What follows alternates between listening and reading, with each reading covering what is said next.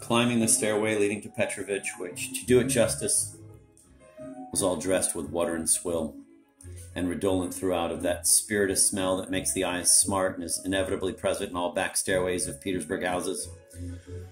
Climbing the stairway, Akakiyevich was thinking about how much Petrovich would ask, and mentally decided not to pay more than 2 rubles.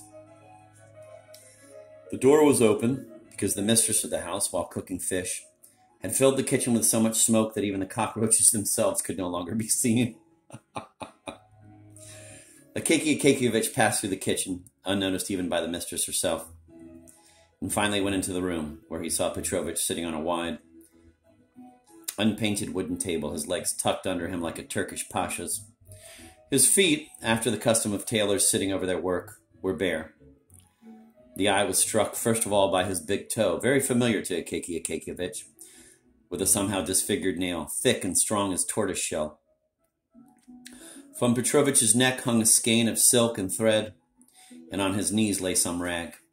He had already spent 3 minutes trying to put a thread through the eye of a needle and missing, and therefore he was very angry with the darkness and even with the thread itself, grumbling under his breath, "Won't go through, the barbarian. Get the better of me, you rascal." Akakiyevich was upset that he had come precisely at a moment when Petrovich was angry. He liked dealing with Petrovich when the latter was already a bit under the influence, or, as his wife used to put it, got himself tight on Rotgut, the one-eyed devil. In that condition, Petrovich usually gave in and agreed very willingly, and even bowed and thanked him each time. Later, it's true, his wife would come, lamenting that her husband had been drunk and had asked too little, but the 10-kopeck piece would be added, and the deal was in the hat. Now, however, Petrovich seemed to be in a sober state, and therefore tough and tractable, and liable to demand devil knows what price. Akakiyevich grasped the fact and was, as they say, about to backtrack, but the thing was already underway. Petrovich squinted at him very intently with his only eye, and Akakiyevich involuntarily said, "Good day, Petrovich." "Good day to you, sir," said Petrovich, and cocked his eye at Akakiyevich's hands, trying to see what sort of booty he was bringing. "I've come to you, Petrovich, sort of..." It should be known that Akakiyevich expressed himself mostly with prepositions, adverbs, and finally, such particles as have decidedly no meaning. If the matter was very difficult, he even had the habit of not finishing the phrase at all, so that very often he would begin his speech with the words, "That really is altogether sort of," after which would come nothing, and he himself would forget it, thinking everything had been said. "What's this?" said Petrovich, at the same time giving his uniform a thorough inspection with his only eye, beginning with the collar, then the sleeves, back, skirts, and buttonholes, all of which was quite familiar to him, since it was his only handiwork. Such is the custom among tailors. It's the first thing they do when they meet someone. "And I've come, Petrovich, sort of... This overcoat, the broadcloth, you see, in all other places it's quite strong. It's got a bit dusty, and so it seems as if it's old, but it's new.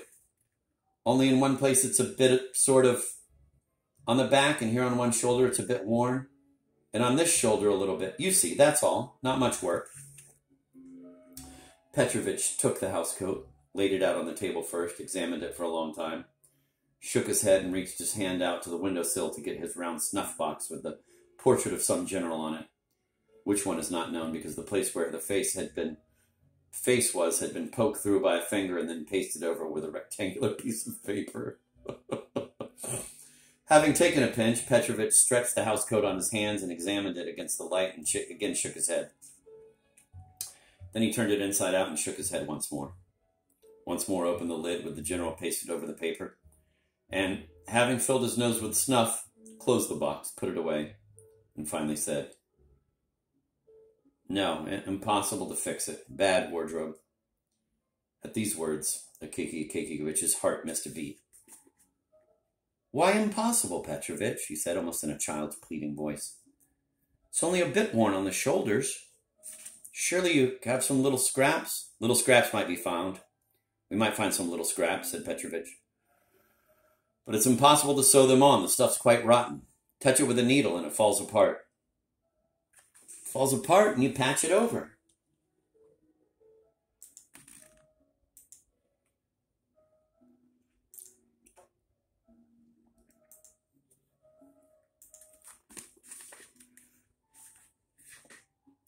But there's nothing to put a patch on, nothing for it to hold to.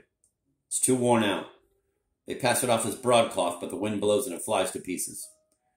Well, you can make it hold. Otherwise, really, it's sort of... No, Petrovich said resolutely. It's impossible to do anything. The stuff's no good. You'd better make yourself footcloths out of it when the winter cold comes. Because socks don't keep you warm. It's Germans invented them so as to earn more money for themselves. Petrovich liked needling the Germans on occasion. And it appears you'll have to have a new overcoat made. At the word new, all went dim in Akaky Akakiyevich's eyes, and everything in the room became tangled before him. The only thing he saw clearly was the general with paper pasted over his face, who was on the lid of Petrovich's snuff box. How's that, new? He said, still as if in sleep. I have no money for that. Yes, new, Petrovich said with barbaric calm. Well, if it must be a new one, what would it sort of... You mean how much would it cost? Yes. 3 times 50 and then some would have to go into it, Petrovich said and pressed his lips together meaningfully. He very much liked strong effects, like somehow to confound one completely all of a sudden, and then glance sideways at the face the confounded one pulls at such words. 150 rubles for an overcoat? Poor Akaky Akakiyevich cried out. Cried out, perhaps, for the first time in all his born days, for he was always distinguished by the softness of his voice. Yes, sir, said Petrovich. Depending also on the overcoat. If we put a marten on the collar, plus a hood with silk lining, it may come to 200. Please, Petrovich, Akaky Akakiyevich said in a pleading voice, not hearing and not trying to hear all Petrovich's words and effects. Fix it somehow so that it can serve a while longer at least. Oh, no, that'll be work gone for naught and money wasted, said Petrovich. And after these words, Akaky Akakiyevich left, totally annihilated.